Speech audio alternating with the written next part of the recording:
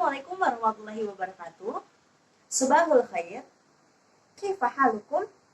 Alhamdulillah nahnu bi khair. Ismi Diyaul Haq. Askunu fi Tangerang wa adrusu fi Jami'ah Jakarta Al-Hukumiyah fi qismi Tarbiyatul Lughatul Arabiyyah. Perkenalkan, nama kakak Diyaul Haq. Kalian bisa manggil Kak Dia. Nah, insya Allah untuk 2 bulan ke depan ini kakak akan mengajar di kelas 75 dan di kelas 76.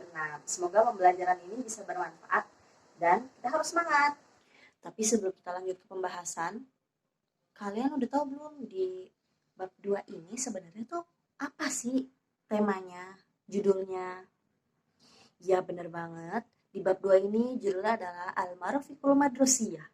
Artinya adalah fasilitas-fasilitas sekolah. Ayo dibuka PowerPoint-nya. Oke. Kemudian setelah kita buka PowerPoint-nya, di sini ada banyak sekali mufradat. Mufradat itu apa sih, Kak? Nah, mufradat itu adalah kosakata. Jadi ini adalah kosakata yang ada di bab 2. Kita bisa lihat ya, kosakatanya ada tentang ajnasul madrasiyah, yaitu tentang jenis-jenis sekolah. Kemudian ada al-ghurafu fil madrasah, ada ruangan apa aja sih di sekolah. Kemudian ada juga al-marafiqu fil madrasah. Ada juga tentang fasilitas apa aja sih yang ada di sekolah. Kemudian yang terakhir ada kosakata tentang sifat. Nah, begitu. Di PowerPoint yang sudah kakak sampaikan, di situ ada audionya ya. Kalian bisa dengarkan dan sambil kalian ulang-ulang pelafalannya. Jadi pelafalannya makin bagus. Kalau di bahasa Indonesia itu kan ada kata benda, kata sifat, kata kerja kan. Nah, di bahasa Arab juga ada loh. Tapi beda-beda namanya. Kalau kata benda disebut dengan isim, kata kerja disebut dengan fi'il, dan kata sifat disebut dengan as-sifatu. Yang tadi ada loh di mufradat. Nah, tetapi as-sifatu itu masuk ke dalam isim. Nah, jadi mufradat yang tadi kakak berikan itu adalah semuanya isim ya. Kata benda kalau di bahasa Indonesia ataupun di bahasa Inggris, dia itu nggak punya jenis kelamin kan. Kayak misalnya pulpen. Ya udah pulpen.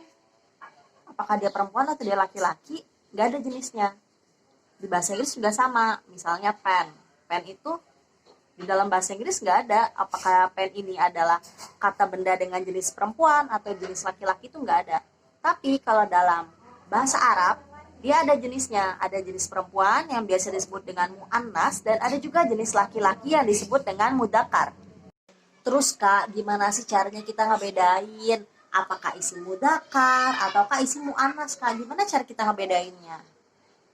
Oke, kita ambil satu contoh ya. Contohnya adalah kata isim, yaitu kolamun.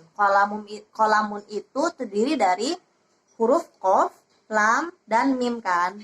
Nah, kita baca di PowerPoint nih.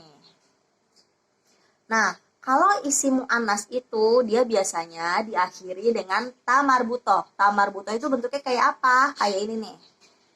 Nah, seperti ini. Jadi, kalau ada isim atau kata benda yang berakhiran dengan ta marbutoh, dia pasti mu'annas. Nah, kolamun itu kan terakhirnya mim.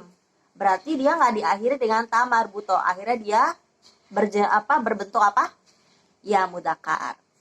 Jadi, di pertemuan pertama ini apa sih yang udah kita pelajarin?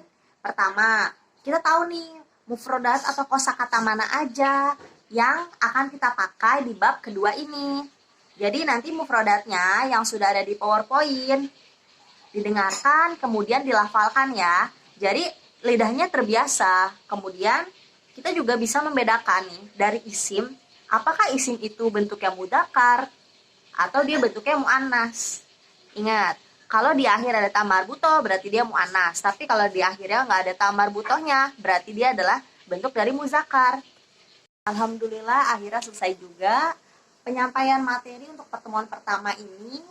Semoga dapat bermanfaat dan jangan lupa diulang-ulang terus dan dilafalkan agar jadi kosakatanya tuh menyerap dan kita jadi inget deh. Nah, kemudian jangan lupa nanti ada tugasnya itu kalian harus cari satu kosakata, yang satu mu'annas, yang satu mudakar. Boleh kalian dari sumber manapun, tapi nggak boleh sama ya antara satu teman yang lain dengan yang punya kamu. Oke? Syukran. Assalamualaikum warahmatullahi wabarakatuh.